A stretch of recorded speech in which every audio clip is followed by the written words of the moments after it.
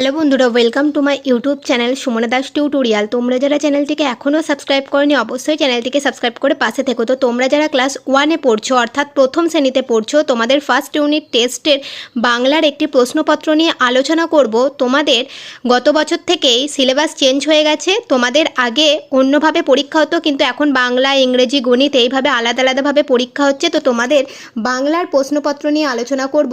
তোমাদের মোট 20 নম্বরের পরীক্ষা হবে। তো চলো একটি প্রশ্নপত্র কেমন কি আসবে তোমাদের সাথে আলোচনা করি, যাতে তোমাদের বুঝতে সুবিধা হয় এবং তোমাদের প্র্যাকটিস হয়ে থাকে।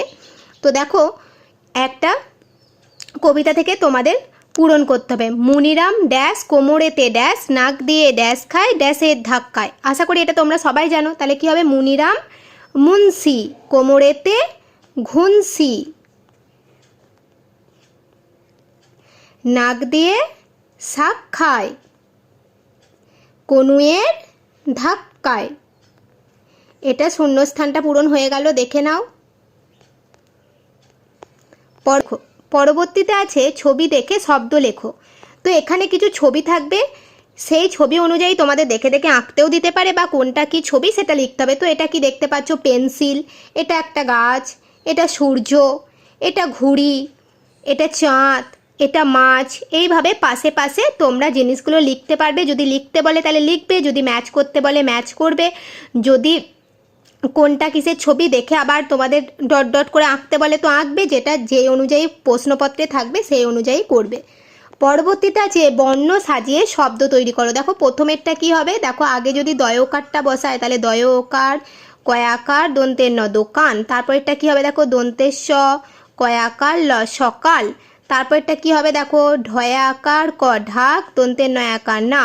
তারপরটা কি হবে? দেখো চ তালবস্য চশ ময়াকা মা। তারপরটা কি হবে? দেখো তারপরটা কি হবে? দেখো বৈশাখ বয়ে ওই তালবস্যয়াকার খ বৈশাখ। তারপর বলেছে বাক্য তৈরি করো। দেখো এবার বাক্য রচনা করতে বলেছে। একটা দেখো আগেই করে দেওয়া আছে সূর্য। সূর্য আমাদের আলো দেয়। পাখি দিয়ে কি লিখবো? পাখি আকাশে ওড়ে, বা তোমরা আরও অন্য কিছু লিখতে পারো। পাখি আকাশে ওড়ে। চাকা দিয়ে কি লিখবো? গাড়ির চাকা আছে। মাছ কি লিখবো? মাছ জলে থাকে।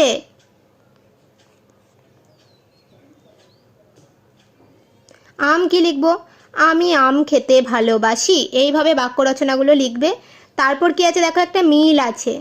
মিলটা তোমাদের এরকম থাকবে। ওই কারটা দেওয়া থাকবে, কেমন হয়? এ কারটা দেওয়া থাকবে, আকারটা দেওয়া থাকবে, হস্যুর কারটা দেওয়া থাকবে, দীর্ঘী কারটা দেওয়া থাকবে। এবার মিল করতে হবে।